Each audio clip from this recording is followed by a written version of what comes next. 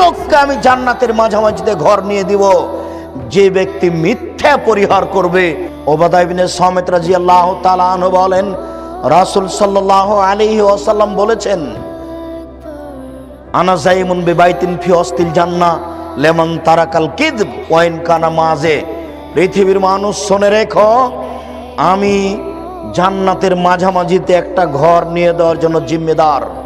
আমি মুহাম্মদ সাল্লাল্লাহু আলাইহি সাল্লাম জান্নাতের মাঝামাঝিতে একটা ঘর নিয়ে দেওয়ার জন্য জিম্মেদার।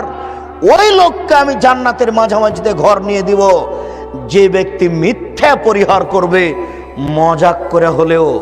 মজাক করে মানে এই যে মজাক করে মানে চট করে আপনি আপনার বন্ধুর কলমটা উঠিয়ে নিয়েছেন, কলমটা উঠিয়ে নিয়ে বলছেন, এই কলমটা দে তো, তোর কলমটা দে তো। কই আমি যে এখানে কলম রেখেছিলাম, কই কে নিল? তুই নিয়েছিস নাকি? না না আমি নিইনি। একটু পরে আপনি কলমটা ফেরত দিবেন। এই যে মজাক করে আপনি মিথ্যা কথা বললেন, এটাও শরীয়তে অনুমতি নেই।